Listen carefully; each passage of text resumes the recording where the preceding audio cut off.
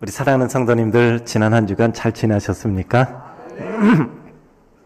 저도 여러분께서 기도해 주셔서 이렇게 건강하게 잘 지내고 또 오늘 또 하나님의 말씀을 전할 수 있게 돼서 감사하게 생각을 합니다. 특별히 오늘은 다음 주일까지 2주간 동안 우리 주변에 아직까지 예수 그리스도의 복음을 모른다거나 또는 혹시 교회 생활하시다가 잠시 쉬고 계신 분들이 계시다거나 하는 분들이 계실 때 우리가 초청해서 같이 예배를 드리고 예수 그리스도를 우리 마음에 영접하는 이와 같은 귀한 기회로 삼는 이때 같은 초청 주일입니다. 1년에 봄과 가을 저희가 2번 이렇게 진행을 하는데 올해는 봄과 가을은 여기 들어오는 입구가 좀 막힐 것 같아서 여름과 겨울 2번 이런 기회를 갖고 있습니다. 이제 다시 또 예배당 지어서 가면 봄과 가을로 시간이 또 바뀌게 될 것입니다. 그런데 오늘 여기 보니까 아침 1부부터 시작해서 이렇게 우리 낯선 우리 형제 자매님들께서 초청을 받으셔서 이렇게 오셔서 참 감사합니다. 우리가 여기까지 올 수 있었던 것은 누군가가 초대를 해서 오신 것이지만 사실은 그분이 초대한 것이 아니라 하나님이 초대한 것입니다. 하나님이 말씀을 하시는데 그분을 사용하신 거예요. 그리고 우리가 그분의 얘기를 듣고 거절할 수 없어서 이 자리에 온 것 같지만 사실은 그건 아니고요. 하나님이 우리 마음에 여기 오고 싶은 마음이 일어나도록 마음을 허락하도록 해주셔서 우리가 이 자리에 오게 된 것입니다. 그래서 저는 이 자리에 처음 나오신 우리 형제자매님들 진심으로 반갑고 환영하며 하나님의 은혜가 함께 하신 줄로 믿습니다. 이제 오늘 하나님께서 우리 형제자매 또 우리 성도님들에게 전해주시는 말씀을 우리가 듣고 또 마음에 예수 그리스도를 영접하여 하나님의 자녀가 될 수 있는 귀한 축복의 기회가 있기를 주님의 이름으로 축복합니다. 우리 삶은 자고 나면 또 다른 삶의 하루가 시작이 됩니다. 시작된과 동시에 마치 하루가 또 끝나는 것처럼 삶의 시간은 이렇게 신속히 흘러갑니다. 하루가 지나면 한 주가 흘러가고 또 한 주가 흘러가면 또 이와 같이 또 한 달이 흘러가고 마치 우리 삶의 시간이 흐르는 물처럼 빠르죠. 올해 벌써 시작한 지가 엊그제 같은데 다음 주이려면 벌써 6개월이 지나고 있습니다.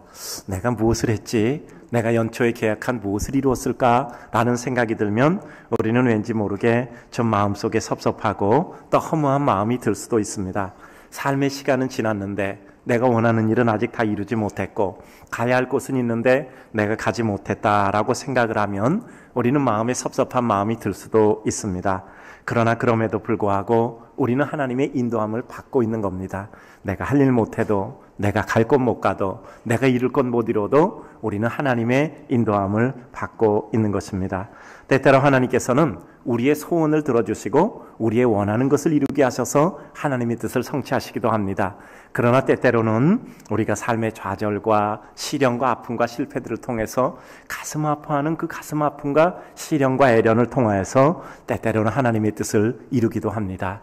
때때로 우리가 이런 생각 가질 때가 있죠. 막 달려가서 목표지에 도착하면 만세를 불러서 어떤 일을 이룰 수도 있지만 어떤 데 가다 넘어져요. 왜 내가 넘어졌을까 하고 마음에 슬퍼하면서 있는데 땅바닥에 써 있는 글씨가 보이잖아요. 달려가다 보면 그 글씨가 안 보였을 텐데 땅바닥에 엎드려도 보이니까 거기 뭔가 써 있는 글씨가 있어요. 그것을 보니까 내가 내 인생 다시 살아야지. 내가 하나님의 은혜 가운데 돌아가야지. 내가 새로운 마음으로 살아야지. 이런 마음이 들기도 하잖아요. 거기 단어 한마디 써 있으면, 짧은 문장 한마디 써 있으면 그것이 우리 가슴 속에 큰 삶의 전환점을 만들기도 하잖아요. 그러니까 삶의 성취라는 것은 내가 꼭 원하는 것을 원해서만 또 이루어서만 이루어지는 것이 아니라 때로는 나도 원치 않은 일을 당함으로 말미암아 오히려 그것을 통해서 내 뜻과 하나님의 뜻이 이루어지는 경우도 많음을 우리는 삶의 경험들을 통해서 알게 되는 것입니다. 그러므로 우리의 진정한 고백은 나는 인간으로 주님의 뜻을 전혀 알 수는 없지만 하나님이 삶의 구비구비를 통해서 하나님의 뜻을 알게 하시고 그 뜻을 이루어 간다 하는 것은 알겠습니다 라는 고백을 할 수밖에 없는 것입니다. 나도 모르게 주님의 뜻이 이루어지고 나도 모르게 소화하고 삭히고 눈물을 씻어버린 삶의 아픔들을 통해서 우리는 때때로 하나님의 영광에 도달하기도 합니다. 어느 날 나도 모르게 정말 나는 아무것도 아니야 라고 느껴질 때가 있습니다. 이때가 거룩해지는 때입니다. 하나님의 인도를 받는 순간이며 나도 모르게 하나님의 영광 가운데 사용하는 순간일 때가 있습니다. 주를 위해 죽고자 하는 자는 살고 살고자 하는 자는 죽는다는 영적의 진리는 우리의 삶을 관통하고 있습니다.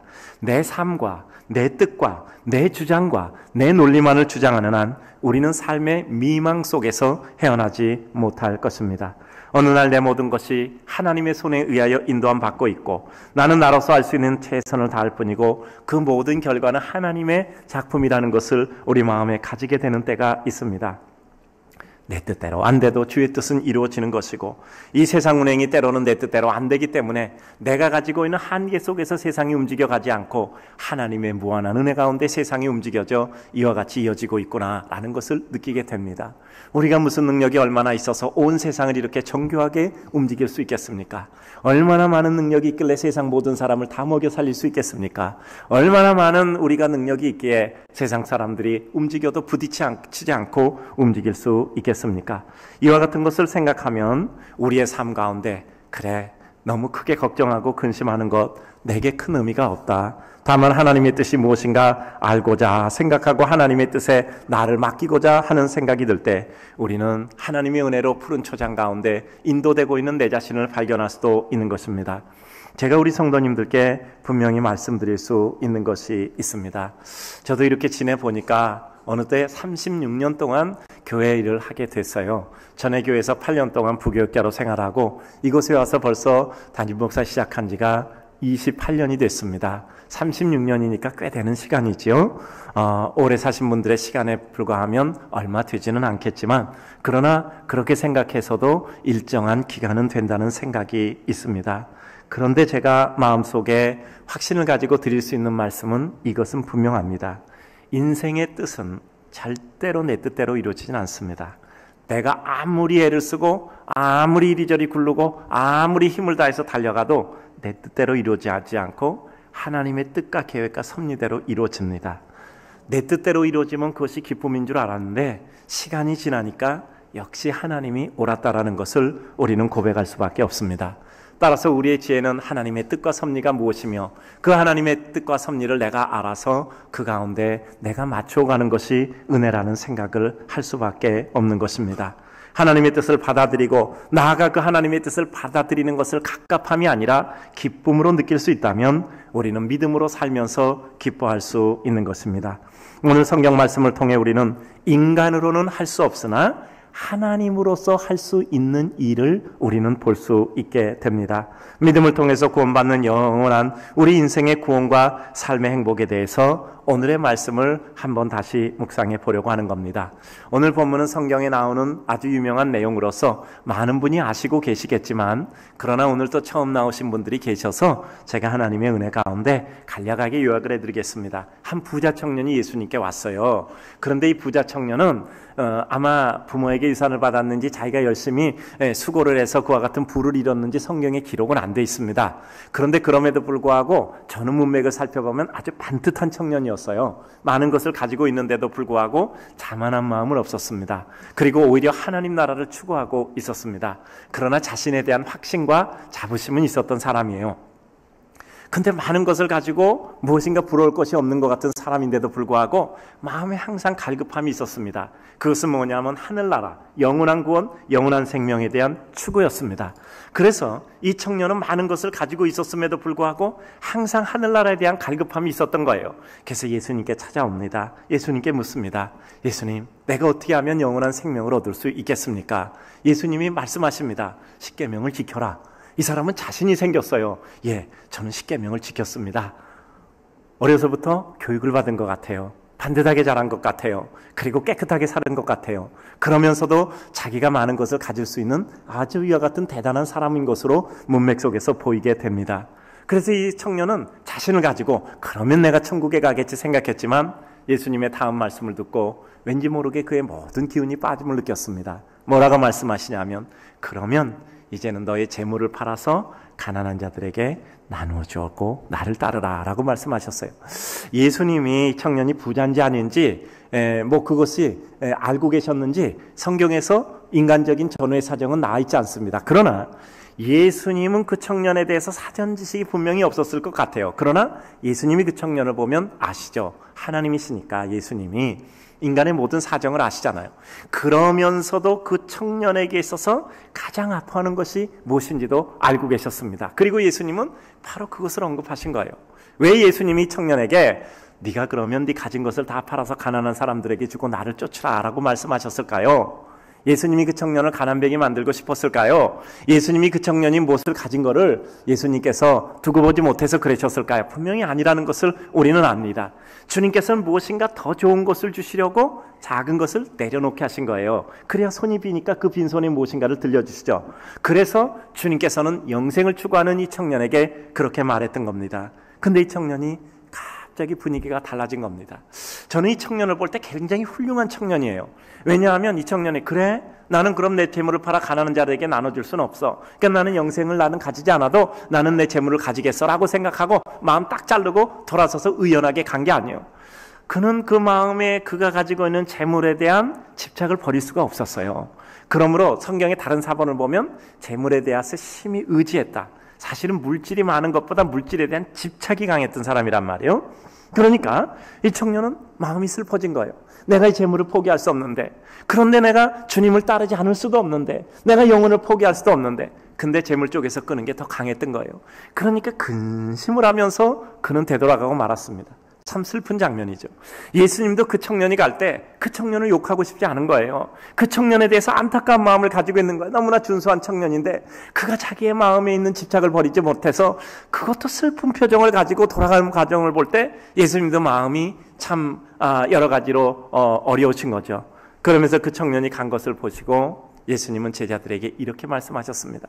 이 어조가 결코 청년을 비난하는 어조가 아니에요. 안타깝게 말씀하시는 어조란 말이에요. 뭐라고 말씀하셨죠?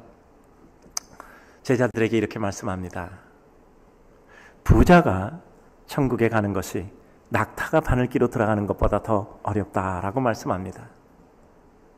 근데 그 말씀을 들은 제자들이 충격을 받습니다. 제자들이 볼 땐 자기는 그 부자 청년보다 더 못해요. 저 사람은 모든 걸 잃었고 그럼에도 불구하고 겸비한 마음이 있었고 그래도 천국을 추구하고 싶었던 사람이에요. 객관적으로 보면 자기들보다 더 훌륭한 사람이더라고. 그럼 우리는 모든 걸 다 버리고 주를 따랐지만 저런 정도의 청년도 천국에 못 간다면 그럼 우리는 뭐냐 말이야. 주님, 그러면 어떻게 누가 천국에 갈 수 있습니까? 그 말은 뭐냐 하면 우리는 도저히 가지 못할 것 같습니다. 이런 표정이에요. 그때 예수님께서 말씀하십니다. 사람으로는 할 수 없으되 하나님으로서는 다 할 수 있다라고 말씀합니다. 오늘 본문은 이 말씀을 하시는 것입니다. 사람으로 믿음을 가질 수 있겠습니까? 사람으로 우리가 영원한 세계를 추구할 수 있겠습니까? 사람으로 우리가 영생을 추구할 수 있겠습니까? 사람으로는 할 수 없고 영원한 생명을 추구할 수 있는 것은 하나님께서 그 마음을 주셔야 되는 것. 오늘 저기에 오신 분들도 그렇잖아요. 우리가 결정해서 차마 그 초청을 거절하지 못해서 온 것 같지만 사실은 하나님께서 우리에게 그런 마음을 주신 거예요. 우리 마음에 그런 마음을 주신 것이 하나님이시잖아요. 그런 것처럼 믿음이라는 것도 사람으로는 할 수 없어요. 그러니까 믿음은 순전한 하나님의 선물입니다. 그래요. 하나님께서 이와 같이 은혜를 베풀어 주시는 거죠. 그래요. 제자들이 그 다음에 또 얘기합니다. 오늘 길어서 뒤는 제가 읽지 않았는데 이런 내용이 나옵니다. 예수님, 우리는 모든 거 버리고 주님을 쫓았습니다. 고기 많이 잡았던 것도 버리고 배도 버리고 그물도 버리고 우리 모든 본토도 버리고 주님만을 따라왔습니다. 그러면 어떻게 됩니까? 우리는 제자들은 거기에 대해서 자꾸 예수님께 뭔가 확답을 좀 듣고 싶었던 거예요.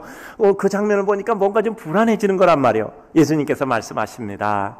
그래, 하나님의 때가 올 때 너희가 내 옆에 보좌에서 다른 모든 일을 나와 함께 심판할 것이야. 그리고 이 세상에서도 여러 배를 받고 그리고 하나님의 영생을 받을 것이야 라고 말씀하셨습니다. 그런데 한 가지 더 있다. 너희는 이 세상에서 고난도 받을 것이야 라고 말씀하셨습니다. 이게 하나님 나라의 성격을 극명하게 보여주는 장면입니다. 우리가 영원한 생명을 받았다는 것은 하늘나라의 축복을 받는 거예요. 그러나 이 세상에서 역시 고난도 받는 것입니다. 왜 고난을 받게 될까요? 하나님 나라의 논리와 세상의 논리가 달라서 그래요. 이 세상에서 추구하는 진리의 기준과 원칙, 하나님 나라에서 추구하는 진리의 기준과 원칙이 다르기 때문입니다. 성경에서 오리 가자 하면 심리 가고, 그리고 걷어달라 하면 속옷 주고, 우리 오른밤 때리면 왼밤 때리라 그러잖아. 아유, 그럼 우리 날마다 어떻게 세상 살아요? 날마다 남에게 지고 이렇게 당하고 사나요? 이렇게 생각할 수도 있잖아요. 근데 주님께서 말씀하신 말씀은 그게 아니거든요. 주님의 논리는 더 커지라는 거죠. 오른밤을 때려도 왼밤을 때릴 만큼 여유있고 너그러운 사람이 되고, 오리 가자고 갈 때 심리까지 가질 수 있는 건강하고 모든 능력을 가지고 있는 큰 사람 되라, 그런 거잖아요. 걷어달라 할 때 속옷까지도 주라. 아유, 그래요. 옷 한 벌 필요하세요. 나에게 안 입는 여분의 옷이 있으니까 전 몇 벌 가져가세요. 겉옷도 가져가고 속옷도 가져가고. 저는 그 말씀이 우리를 축복하시는 말씀이라고 생각해요. 우리를 그렇게 큰 사람 만드시겠다는 뜻이라고 생각합니다. 논리가 달라요. 죽고자 하는 자는 살고 살고자 하는 자는 죽으리라. 우리들의 삶 가운데 우리는 내려놓음으로 하나님의 은혜를 입고 버림으로 말미암아 하나님의 새로운 은혜를 입는 겁니다. 하나님께서는 이 부자 청년이 재물을 버려서 가난뱅이 되게 만들려는 것이 아니라 그것보다 더 큰 하나님의 축복과 은혜를 주시려는 하나님의 계획을 가진 거예요. 손을 비어야 그 손에 뭔가를 쥐어주시잖아요. 그런데 우리는 그와 같은 하나님의 큰 뜻을 알 수 없죠. 하나님의 규모와 우리의 규모가 다르고 하나님의 능력의 수준과 우리의 능력의 수준이 다르니까 우리는 하나님의 마음을 가늠할 수 없죠. 주님의 마음을 가늠할 수 없는 것입니다. 그래서 우리는 이와 같은 것들을 세상에서 겪게 되죠. 뭐죠? 세상에서 말하는 소위 고난이에요. 내 마음에 불편한 것, 내 마음에 아픈 것, 모든 시련들을 겪을 수밖에 없다는 겁니다. 그러나 그것이 우리들에게 어느 순간 시련이 아니라 우리 마음을 기쁘게 하는 거죠. 여러분, 예배당 와서 예배 한 번 드리는 게 얼마나 어렵습니까? 그러나 예배 드리고 나서 하나님께 대한 감격의 은혜를 체험하고 다니면 예배당에 나오지 않고는 살 수가 없어. 견딜 수가 없어. 너무 기쁜 시간이니까, 너무 감사한 시간이니까. 밥 안 먹으면 살 수 없는 것처럼 하나님께 예배 드리지 않고는 내 삶을 영위해 갈 수가 없어요. 왜냐하면 거기서 힘과 은혜를 느끼니까. 이건 중독이 아니라 하늘의 참된 힘을 얻기 때문이지요. 교회 다니는 사람, 아유 나쁜 사람 많더라. 교회는요 훌륭한 사람만 나오지 않아요. 왜냐하면 나쁜 사람 많아요. 왜냐하면 그 사람 교회 안 나왔으면 더 나쁜 사람 됐을 거야. 교회 다니니까 그만큼이나 된 거지. 마음이 서늘해서 웃지도 않아. 그렇잖아요. 우리는 부족한 사람, 우리는 부끄러운 사람들 있잖아요. 주님 앞에 나왔을 때 어느 날 내가 보이잖아. 주님을 보니까 내가 보여. 신인식. 주님을 깨달으니까 내가 깨달아. 주님을 깨닫기 전까지 내가 깨달아지지 않아. 그건 내가 제일 훌륭해. 내가 제일 그럴듯해. 근데 주님을 보니까 주여 나를 떠나소서 나는 죄인이로소이다. 내가 보이는 거야. 신인식 후에 자인식이 생겨. 그러니까 그 다음에 내가 갈 길이 보이는 거라고 수없이 말씀드렸잖아요. 전에는 못 깨달았어. 내가 어떤 인생인지. 근데 주님을 보니까 내가 너무 누추해. 그러니까 나는 죄인이라는 고백과 부끄럽다는 생각이 그때 비로소 드는 거잖아요. 이 부자 청년의 열망과 그 한계와 슬픔을 봅니다. 하늘에 대해서 하늘나라에 대해서 열망이 있어요. 그런데 그 한계로 인해서 그 마음의 뜨거운 열망과 열정을 선택으로 종결하지 못했어요. 내가 하늘나라를 선택하고 싶다라고 뜨거운 마음은 있었는데 그가 가지고 있는 한계 때문에 그 뜨거운 마음을 종결로서 연결하지 못했어요. 선택으로 연결하지 못했다. 그러면 슬픔에 빠져 돌아간단 말이죠. 이 부자 청년의 자부심과 이 부자 청년의 한계는 동일한 근원이었어요. 그가 이루었던 모든 것, 그가 이루었던 부, 그가 이루었던 자신감, 그가 이뤘다는 영적인 반듯함, 자신이 생각하기에 반듯했단 말이에요. 그 모든 것이 자부심의 근거였는데 그 모든 것이 또한 자신의 한계의 근거였단 말이죠. 믿음대로 살았어요. 인간적인 자부심이 있습니다. 나를 보호해줄 수 있는 여건도 되고요. 내가 이제 깨끗하게 살아서 당당해요. 그런데 그럼에도 불구하고 마음속에 문득 무너지는 자신을 보게 된 것입니다. 이 청년의 한계는 자신의 자부심을 세워주는 떳떳한 탐과 노력하고 애쓴 삶, 비교적 흐트러짐 없는 삶이 어느 순간 자신에게 있어서 한계가 되고 말았던 겁니다. 인간적으로 바라게 보였지만 또 다른 한계를 넘지 못하는 안타까움이 있죠. 한계 때문이죠. 그 한계가 무엇일까요? 여러분, 왜 이런 한계를 가지게 됐을까요? 이 청년이 가지고 있는 자부심의 기준이 수준이 낮은 기준이었던 거예요. 내가 생각하기에 이 정도 된다 하는 그 수준이 하나님이 보기엔 너무 낮은 수준이었던 거예요. 그러니까 내가 요 정도 수준에서는 괜찮다라고 자부심을 가졌는데 그 자부심이 한순간에 무너지는 겁니다. 어려움을 겪을 때 그 어려움을 해결할 만한 수준이 안 됐던 거예요. 그러다 보니까 자신은 대단한 줄 알았는데 그냥 예수님의 말씀 한마디에 날아가 버린 겁니다. 그래요. 우리는 살아가면서 내가 생각하는 그럴듯한 수준을 만들어요. 기준을 만든단 말이에요. 그런데 거기에 만족해서 나 그래도 뭔가를 이뤘어 생각했는데 어느 날 바람 한 번에 날아가는 나 자신을 보고 내가 생각했던 나의 이룸, 내가 생각했던 나의 성취, 그것이 정말 물거품이구나 라는 것을 느끼게 되는 것입니다. 우리는 항상 내 기본적인 수준을 그리고 내가 원하는 기준과 내가 원하는 한계를 주님이 원하심에 맞춰야 돼요. 이게 믿음입니다. 그러니까 내 기준, 내 수준, 그리고 내가 원하는 그 목표의 수준을 주님께서 원하는 기준에 맞춰요. 그건 반드시 높다는 뜻이 아니에요. 기준이 다르다라는 것입니다. 그래요. 주님이 나에게 뭔가를 말씀하셨을 때 그것이 나의 모든 것을 잃어버리게 하고 나를 빈털터리로 만든다는 생각이 아니라 주님이 나에게 뭔가 은혜를 주시려고 하는구나 라고 생각한다면 기대를 가지게 될 것입니다. 자, 손에 있는 거 버려라 라고 생각, 난 아무것도 없는데요? 이렇게 생각할 수 있잖아. 근데, 버려? 그럼 뭔가를 지어주시겠다는 거야? 이렇게 되면 전혀 생각이 다르잖아요. 우리 인생의 모든 축복은 해석에서 오잖아요. 내가 어떻게 내게 주어진 삶과 내가 내게 어떻게 주어진 하나님의 뜻을 해석하면서 우리는 오게 되는 것이죠. 복음 내가 죄인되고 예수 없이는 살 수 없음을 고백하고 예수 때문에 기뻐할 수 있을 때 내 삶이 복음을 넘어설 수 있음을 봅니다. 믿음의 세계와 세속이 혼재되어 살기 때문에 자꾸 믿음의 세계에 있는 것 같지만 자꾸 세상의 모저모 때문에 마음이 상심하고 또 마음에 슬픈 마음이 들게 되는 거죠. 성경은 주여 주여 하는 자마다 다 천국에 가는 건 아니라고 했어요. 두 사람이 맷돌 갈다 한 사람만 올라간다 그랬어요. 두 사람이 밭을 갈다 한 사람만 간다 그랬어요. 얼마나 무서운 얘기입니까? 그러니까 우리들에게 있어서 정말 주님께서 우리들에게 원하는 기준이 바르게 되어 있는가, 우리의 한계가 되어 있는가, 그런 거죠. 그리고 인생을 자유롭지 못하게 하는 집착으로부터 자유롭게 해주시는 거예요. 이 청년은 물질에 대한 집착이 강했어요. 그런데 주님께서는 그 집착으로부터 해방을 시켜주려고 했던 것입니다. 저도 설교를 준비하면서 말씀해 주시는 기쁨을 누릴 수 있었어요. 목사치고 내일 설교해야 되는데 내가 내일 설교하면 우리 성도들이 은혜를 많이 받아야지 생각 안 하는 목사가 어디 있겠습니까? 그래요. 근데 어느 날 이런 생각이 들었어요. 그래, 전하는 것은 내가 하나님의 말씀을 전하는 것이고 그리고 그 말씀을 듣고 은혜를 받는 것은 하나님께서 이루시는 것이다. 각자의 몫이 있는 것 같아요. 저는 전하는 것이 저의 몫이고 그 다음에 그것을 통해서 은혜를 주시는 것은 하나님의 몫이라는 생각이 들어요. 이거는 책임을 회피한 무책임이 아니라 정말 우리의 삶 가운데 내 몫과 주님의 몫을 구별하는 것이 우리들에게 지혜로움이다라는 생각이 들어요. 내가 열심히 일했어요. 잠 못 자고 일했어요. 내가 놀지 않고 일했어요. 그런데 그 결과는 하나님께서 이루시는 하나님의 몫이다. 그리고 나는 그것을 받아들이는 것이다라고 생각이 우리들에게 자유롭게 자리 잡게 될 때 우리는 어느덧 우리가 어떤 한 가지 상으로부터 집착에서 풀려나게 되죠. 사람의 비극은 집착에서 오잖아요. 집착하게 되면 모든 게 틀어지잖아요. 그러므로 말미암아, 왜냐하면 한 가지 집착하면 다른 게 다 왜곡되거든요. 그래서 우리는 하나님의 은혜에 있어서 하나님의 기쁨, 하나님의 은혜, 하나님의 원하심이 나의 기쁨, 나의 원함, 그리고 나의 길이 될 때 우리는 비로소 하나님 앞에 나를 맡길 수 있게 되는 거죠. 근데 오늘 두 번째로는 사람으로는 할 수 없으나 하나님으로 할 수 있는 일이라고 말씀하고 있습니다. 예수님도 그 돌아가는 슬피가며 표정 짓고 돌아가는 그 청년이 너무너무 안 된 거예요. 한번 결심을 하지. 그것을 못했구나 라고 생각하면서 가엾었던 거예요. 그 청년이 너무나 훌륭했던 거예요. 근데 그가 마지막 관문을 넘지 못한 거예요. 하나님께 대한, 예수 그리스도에 대한 기대는 하고 왔는데 다른 것이 그 뒤를 끌어잡아 당겨서 주님 앞에 그가 나갈 수 없었던 것입니다. 하나님에 의지하고 우선하는 것이 있을 때 그것이 올무가 되어 하나님 앞에 가까이 하지 못하게 되죠. 사단은 우리의 약점을 너무나 잘 알고 있는 것입니다.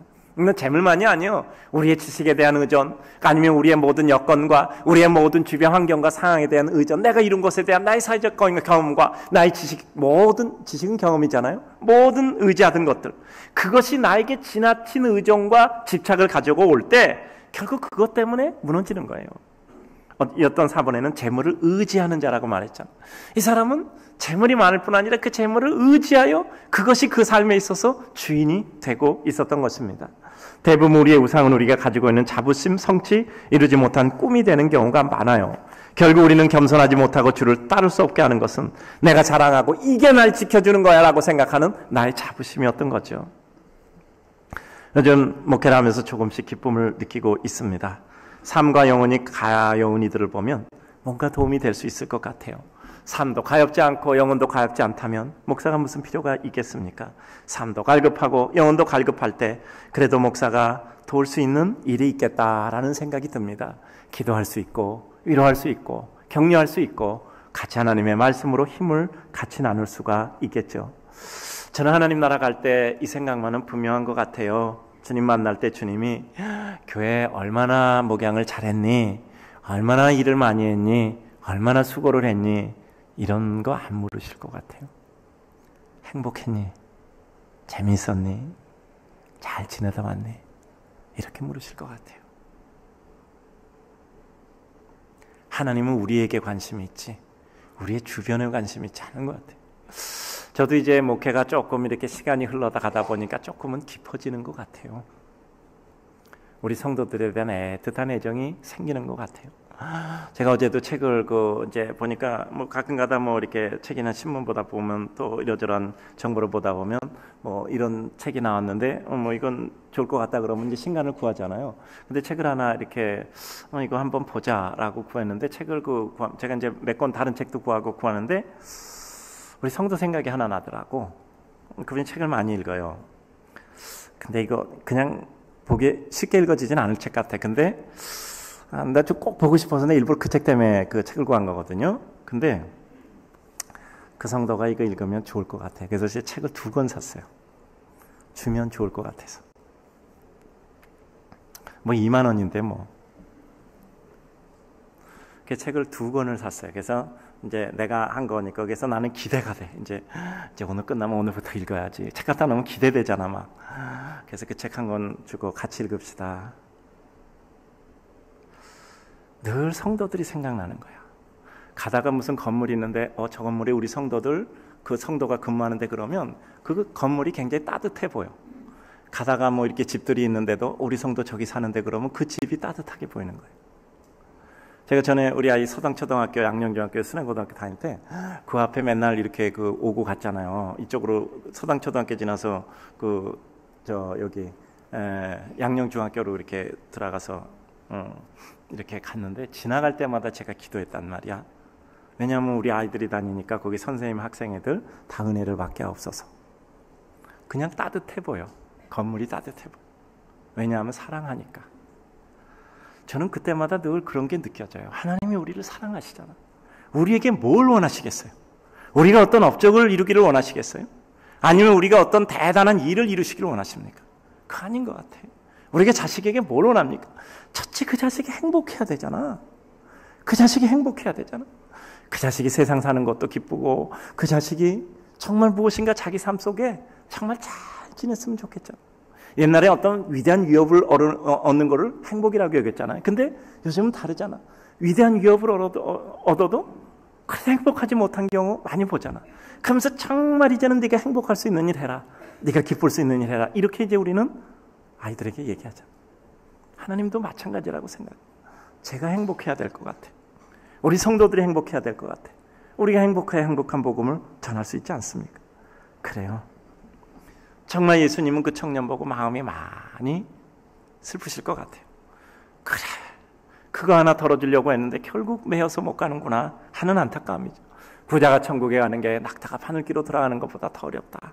그러면서 제자들의 슬픈 물음에 대답하시잖아요. 사람으로는 누구든지 할 수 없어. 저 청년만 할 수 없는 게 아니야. 사람으로는 안 돼. 그러나 하나님으로서는 다 할 수 있는 길이야. 우리가 무엇으로 믿음을 가지겠습니까? 내가 결정해서 믿음 가지겠습니까? 안 돼요. 하나님이 우리에게 주셔야 돼요. 그래서 믿음은 하나님의 선물이라고 말하는 거예요. 어느 한 번도 그 예수 그리스도를 알고 싶어. 믿고 싶어. 근데 내가 뭘 알아야 믿지. 근데도 불구하고 그 예수 그리스도를 믿고 싶어. 그리고 예수님께 다가가고 싶어. 어느 말씀 한마디가 내게 생각나고 그것이 내 삶을 흔들고 있을 때가 있다. 어느 말씀 한마디가 내 삶을 흔든다는 것을 느낄 때가 있어요. 오늘 성경에서 이런 준수한 바른 청년에게 천국이 그렇게 어려운 거라면 과연 누가 구원을 얻을 수 있겠습니까? 그래요. 우리는 하나님의 은혜 가운데 정말 주님께서 우리 마음을 움직여 주시고 바꿔 주셔야 되는 것이죠. 사람으로는 할 수 없을 때 하나님으로는 할 수 있다. 우리의 모든 것은 결국 하나님으로 말미암아 이루어지는 것이죠. 우리의 관심이 하나님께 가면 우리의 삶의 일에, 인간의 일에 일희일비하지 않죠. 세상에서 제일 견디기 어려운 게 오해받는 거잖아요. 세상에서 제일 고통스러운 게 억울한 거잖아요. 그런데 우리의 삶이라는 것은 결국 인생은 장강이잖아요. 흐르는 강위에 나를 실어 하나님이 가는 강위에 실려서 가는 거죠. 돌을 하나 던집시다. 큰 바위를 던졌다고 하시다. 파장이 일어나겠죠. 그러나 조금 지나면 그 파장이 다 잦아들고 그 강은 그대로 흘러갈 거예요. 돌을 던져도 거기다 무엇인가 다른 걸 던져도 그럼에도 불구하고 그 강은 흘러가는 거예요. 모든 파문과 파장을 다 흡수하고 가야 할 곳을 향해서 흘러가는 거예요. 또 시간 지나면 하나님께서 결국 나를 이끌어 가고자 하는 곳에 내가 흘러가 있겠지 라는 생각하면 우리는 그저 하나님의 은혜 가운데 내가 갈 길 간다, 하나님의 은혜 가운데 실려간다, 내 마음 지키고 간다 생각하면 그렇게 또 견디지 못할 것만도 아니에요. 잘 안 되는 것이요 되는 대로 될 것입니다. 어차피 하나님의 뜻에 달려 있으니까요. 다만 우리는 하나님의 은혜 가운데 성실을 다하여 그 일을 이룰 뿐이지요. 그래요. 우리의 삶 가운데 믿음을 가지는 것, 그 믿음으로 기쁠 수 있는 것, 이것도 역시 마찬가지예요. 하나님께서 우리에게 선물로 주셔서 이루는 것입니다. 내 마음이 이렇게 바뀔 줄 어떻게 알았습니까? 우리 마음이 이렇게 바뀔 줄 어떻게 알았어요? 우리 예수 그리스도 믿은 각각의 시기가 있는데 내 마음이 그렇게 되리라고 누가 단언할 수 있었겠습니까? 마지막으로 주께 드리는 자에게 임하는 어려움을 수반한 이생의 축복과 영원한 하나님 나라의 소유이지요. 베드로는 걱정스럽게 주님, 그 천국이 그렇게 쉽지 않네요. 그럼 우리는 어떻게 되는 겁니까? 주님께서는 확실하게 말씀하시잖아요. 때가 되어 내가 이 모든 것을 심판할 때 너희들 열두 보좌에서 나와 함께 그 일을 하리라. 그리고 이 세상에서도 여러 배를 받고 그리고 영생을 얻으리라고 말씀하고 있는 겁니다. 주님의 말씀으로 인하여 자신의 한계를 발견하고 이제는 무엇인가 하나님의 은혜 가운데 새로운 영광의 은총을 마음속에 확신하게 되는 것이죠. 그러면서 주님께서 말씀하시잖아요. 그러나 고난도 같이 받으리라. 그 생각하면요, 우리가 결국 세상에서 이러저런 어려운 거 괜찮아요. 결국 고난도 받는 것이지 그것이 우리의 최종 종결지가 아니라는 거죠. 그래서 우리는 베드로처럼 이와 같은 관심이 있어. 내 삶은 어떻게 될까? 그리고 나의 앞날은 어떻게 될까? 고난도 있을 거예요. 그러나 그 고난을 넘어서는 하나님의 더 큰 은혜와 축복이 있을 것이라는 겁니다. 그래요. 보물이 무슨 소용이 있겠습니까? 보물의 가치를 아는 사람에게 의미가 있겠죠. 책상 안에만 넣어두면 무슨 의미가 있겠습니까? 내 구원, 내 생명, 내 영생. 장려고 창시자 칼빈 선생은 삶의 기쁨과 감격은 구원을 받았다는 것만으로도 충분하다고 했습니다. 잘 되면 좋겠죠. 노력해야죠. 당연히 노력도 성령 충만이죠. 그런데 세상의 모든 것은 다 오르막과 내리막이 있잖아요. 안델센이라는 사람도 우리 잘 알잖아요. 그 동화책 읽지 않은 사람이 어디 있겠어요. 엄청나게 가난한 사람이었습니다. 그리고 엄청나게 외모도 참 누추한 사람이었어요. 그러니까 미운 오리 새끼, 성냥팔이 소녀, 이게 다 자기의 자전적인 얘기예요. 그는 미운 오리 새끼였어요. 그리고 그는 성냥팔이 소녀였단 말이야. 그는 자기의 삶이 그렇게 가난하고 어렵고 그렇게 슬펐어. 그 얘기를 쓴 게 성냥팔이 소녀 그리고 미운 오리 새끼예요. 그는 그런 삶을 삶으로 말미암아 오히려 그에게 있어서 그것을 통해서 무엇인가 더 아름다운 것을 꼭 표현했던 거예요. 그것을 통해 불후의 명작을 쓸 수 있었던 거죠. 우리는 우리 아픔까지 사랑해야 돼요. 우리의 상처까지 사랑해야 돼요. 우리가 어느 날 내 상처를 꺼내서 보일 수 있을 때 그건 더 이상 상처로 머물지 않잖아요. 그래요. 우리들에게 어느 날 그야말로 너는 나에게 상처를 주지만 나는 너에게 꽃을 준다. 너는 나에게 돌을 줘도 나는 너에게 꽃을 준다. 너의 상처는 돌, 나의 상처는 꽃. 우리의 삶 가운데 나에게 상처를 주어도 그것을 꽃으로 피워줄 수 있는 사람 바로 요셉이잖아요. 우리 마음을 아프게 해도 그에게 꽃을 줄 수 있는 이와 같은 것은 하나님께서 우리에게 주신 큰 축복과 은혜로 말미암아 이루어지는 것이잖아요. 주님은 그런 베드로에게 축복을 확신시켜 주셨던 것이죠. 영적인 문제는 항상 우리로 하여금 교만이 아닌 겸손함으로 이루어지는 현재 진행형이라는 것. 아무리 먼저 돼도 그자가 나중되고 아무리 나중돼서 헐떡거리고 쫓아가는 것 같아도 그 사람이 먼저가 될 수가 있다라는 거예요. 그러니까 우리는 날마다 깨어 경성하며 하나님의 뜻을 향하여 가는 것이죠. 오늘 이 자리에 처음 오신 분이 있어서 제가 꼭 이 얘기를 드리고 마치려고 합니다. 여러분, 믿음이라는 게 뭘까요? 믿음을 우리에게 허락하시는 예수 그리스도의 복음이라는 게 뭘까요? 예수 그리스도가 뭘까요? 이렇게 제가 말씀을 드릴게요. 여기 우리가 이렇게 불을 켜고 있잖아요. 불을 켜고 있어요. 근데 불이 또 꺼졌어요. 갑자기 전기가 나갔는지. 여기 다 커튼 있고 벽이 막혀져 있으니까 여기 빛이 없단 말이에요. 그러니까 어떻게 돼? 깜깜하단 말이에요. 이거 뭐야? 앞이 안 보이네. 뭐 구별할 수도 없고 일도 할 수도 없고 책도 볼 수도 없고 노래도 할 수 없고 아무것도 할 수 없잖아요. 악보가 없다고 생각해봐. 그런데 어떤 사람이 촛불을 하나 켜들었어요. 촛불을 하더니 그 사람은 어떻게 돼요? 그 멀리서 여기 불꽃 하나 있어. 그럼 저기 불이 있네. 그래서 그 불빛 아래 다 모인단 말이야. 가서 책도 읽고 바느질도 하고 또 뿐만 아니라 사람의 얼굴도 구별하고 뭔가 자기가 가능한 일을 하기 시작하는. 그러니까 촛불 아래 사람들이 다 모이는 거야. 그 촛불 하나에 옆에 겪어버려 사람도 다 촛불을 향해 모이드는 거야. 그리고 그것이 최고의 가치가 되었어요. 근데 그 어둠 가운데 촛불 속에 촛불 아래 사람이 다 모여드는데 갑자기 여기 불이 탁 들어왔다고 합시다. 이렇게 환하게 들어왔어요. 그럼 촛불은 어떤 역할을 하죠? 아무 역할이 없어. 아무 의미가 없어. 불어서 끄는 거잖아. 그리고 사람들이 밝은 가운데 자기 일을 하는 거야. 빛이 준 힘과 빛이 준 기운과 빛이 준 은혜 가운데. 촛불은 뭐죠? 하위가치. 따라서 합니다. 하위가치. 그 다음에 이런 전등은 뭐죠? 상위가치. 상위가치를 발견하는 순간 하위가치는 우리에게 미련 없이 손에서 놓게 되어 있어요. 우리는 이제까지 이 세상에서 내가 살아가는 동안 예수 그리스도를 알지 못하는 때는 내가 생각했던 것이 나에게 있어서 최고의 가치였어요. 내가 추구하는 것이 무엇일까? 사람마다 다를 수 있겠죠. 내 인생이 추구하는 최고의 가치, 최고의 의미, 내 인생과 내 세계관, 내 우주관, 그 내가 최고선이라고 생각하는, 최고의 가치라고 생각하는 것은 사람에게 따라서 각각 모양은 다를 수 있지만 뭔가가 있었어요. 그게 내 인생을 결정했어요. 나는 그걸 얻으려고 나는 열심히 노력했고 그걸 위해서 나의 삶을 경주했단 말이야. 근데 어느 날 그걸 능가하는 더 큰 가치가 생겼던 거예요. 그러니까 이제는 이 하위 가치는 필요가 없었어요. 훅 하고 불고. 그게 전부인 줄 알았는데 어느 날 이게 아무것도 아닌 게 돼버렸어. 왜냐하면 더 큰 가치와 의미가 생겼기 때문에. 이게 예수 그리스도예요. 내가 이제까지 추구했던 모든 삶이 아무것도 아닌 것처럼 여겨질 정도. 사도 바울은 그가 자랑했던 모든 문벌 지식, 모든 능력 논리, 그것이 어느 날 내게 배설물처럼 여겨졌다 그랬어요. 왜냐하면 예수 그리스도의 고상한 진리를 알고 난 다음부터 자신은 그것이 배설물처럼 여겨졌다는 거예요. 이게 하위 가치예요. 상위 가치를 발견하니까. 그러니까 우리가 믿음의 세계 속에서 하나님을 발견하고 예수 그리스도를 내 마음에 모시는 순간 내 인생의 가치관이 달라지고 내 인생관이 달라지고 내 세계관이 달라지는 거예요.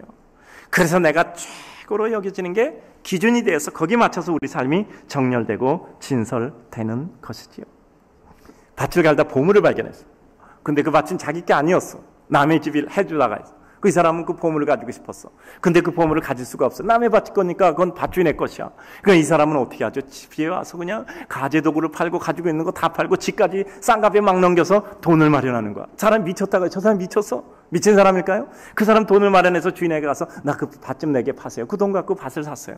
밭을 산 게 아니라 보물을 산 거죠. 미친 게 아니죠. 하위 가치를 버리게 되는 거야. 상위 가치를 위해서는. 근데 아깝지 않아요. 근데 그건 틀린 일이 아니라 옳은 거예요. 우리 삶의 진정한 상위 가치는 무엇일까? 어느 날 우리들에게 예수 그리스도의 복음이 내 가슴 속에 들어올 때 우리는 그것을 진정으로 기뻐하게 되는 것이죠. 요한복음 3장 16절을 보면 하나님이 세상을 이처럼 사랑하사 독생자를 주셨으니 이는 저를 믿는 자마다 영생을 얻게 하려 하심이라고 말씀하셨어요. 예수 그리스도를 이 땅에 보내주셨어요. 인간은 죄로 말미암아 죽을 수밖에 없는데 그걸 해결할 길이 없어요. 그러니까 그 아들 예수 그리스도를 이 땅에 보내셔서 대신 죄를 지고 죽게 하심으로 인간의 죄값을 씻어주셨어요. 그리고 다시 십자가의 죽음 가운데서 부활하심으로 말미암아 우리 인간의 모든 죽음의 권세를 깨뜨렸단 말이에요. 이제 예수 그리스도를 믿는 자에게는 영원한 생명이 있게 된 거예요. 이전까지 안 믿어졌는데 왜 내가 그게 믿어지지? 이건 아까 말씀드렸듯이 하나님이 우리 마음에 은혜를 주셔서 하나님의 선물을 주신 거예요. 사람으로는 그 마음을 못 바꾼다니까요. 하나님이 그 마음을 바꿔주시는 거예요. 요한복음 14장 6절을 보면 예수께서 이르시되 내가 곧 길이요 진리요 생명이니 나로 말미암지 않고는 아버지께로 올 자가 없다고 했어요. 예수 그리스도로 인하여 우리는 영원한 생명과 구원을 얻습니다. 마태복음 11장 28절 말씀합니다. 수고하고 무거운 짐을 진 사람들은 다 내게로 오라. 내가 너희를 쉬게 하리라고 말씀하고 있습니다. 우리 인생의 참된 쉼을 뭐죠? 내 영혼의 쉼이잖아요. 내 마음이 안식을 얻는 거예요. 내 영혼이 안식을 얻는 겁니다. 그것을 통해서 내 삶의 평안을 이루게 되는 거죠.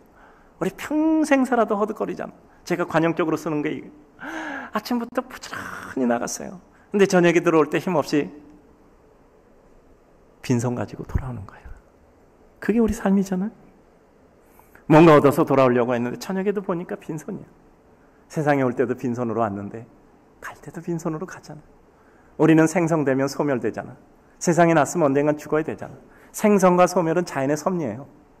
유구히 있는 것은 없어요. 유구히 있다면 그건 재앙이죠.